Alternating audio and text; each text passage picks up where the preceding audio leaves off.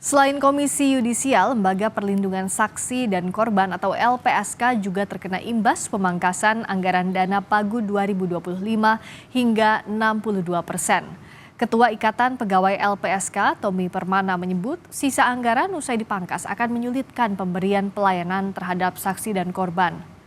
Sejumlah pegawai LPSK menilai dampak pemotongan anggaran bisa memengaruhi kualitas perlindungan terhadap saksi dan korban.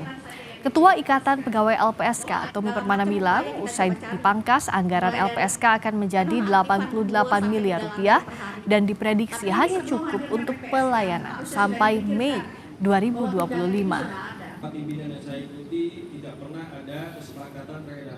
Pemenuhan bagi saksi dan korban ya. Ini perkiraan analisa kami sementara ini dengan anggaran yang sekitar 80 miliar tersebut mungkin hanya bertahan beberapa bulan, mungkin bisa hanya sampai bulan April atau Mei. Jadi dan itu tentu kan akan merugikan hak saksi dan korban ya dalam memberikan pelayanan dari LPSK. Itu sih Mas, jika anggaran tetap di angka 80 miliar. Presiden Prabowo Subianto 22 Januari lalu menekan instruksi Presiden nomor 1 tahun 2025 tentang efisiensi belanja dalam pelaksanaan APBN dan APBD tahun 2025. Dalam keputusan itu, Presiden Prabowo meminta jajaran pemerintah pusat dan daerah untuk menghemat anggaran hingga 306,7 triliun rupiah. Perjalanan dinas dikurangi. Potong setengah. Dengan setengah kita bisa menghemat 20 triliun lebih. Kalau kita hitung 20 triliun, berapa puluh ribu sekolah, gedung sekolah bisa kita perbaiki.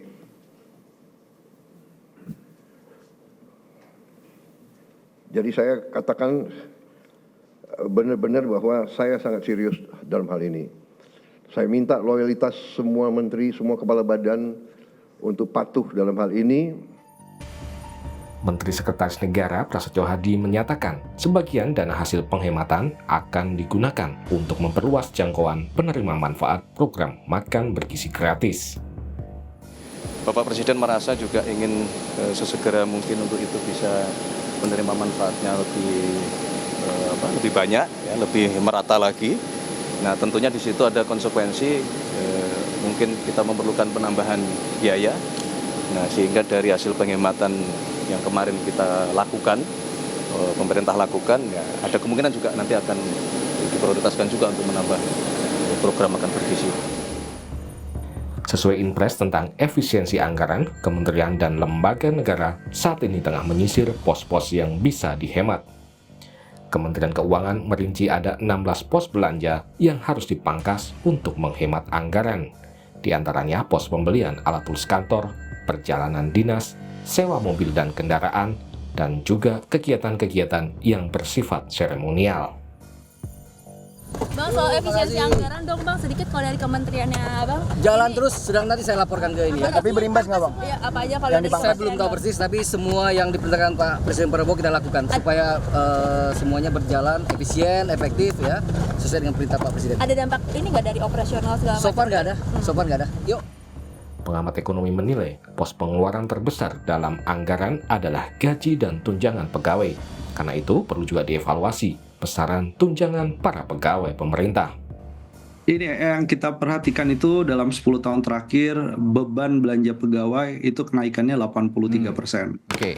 Jauh melebihi anggaran perlindungan sosial ya dalam waktu 10 tahun terakhir. Jadi memang harus ada evaluasi terkait dengan tunjangan-tunjangan yang tadi tidak berorientasi pada program prioritas Pak Prabowo. Terutama misalnya juga menyentuh tunjangan di Dirjen Pajak.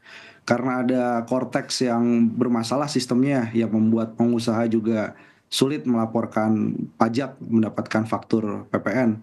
Itu juga harusnya menjadi bahan evaluasi yang sangat-sangat signifikan.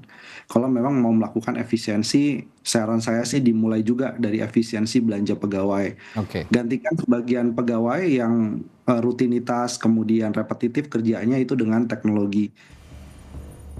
Sementara pakar kebijakan publik menilai upaya penghematan yang dilakukan pemerintah tidak akan efektif jika praktik korupsi masih terjadi.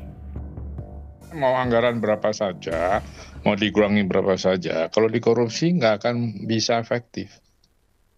Karena otak kita itu hanya bagaimana kita dapat berapa persen kita dapat, ya rusak semua. Itu kan yang membuat negara ini semakin terpuruk.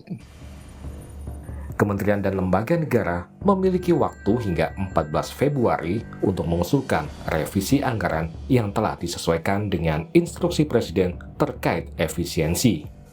Tim Liputan, Kompas TV.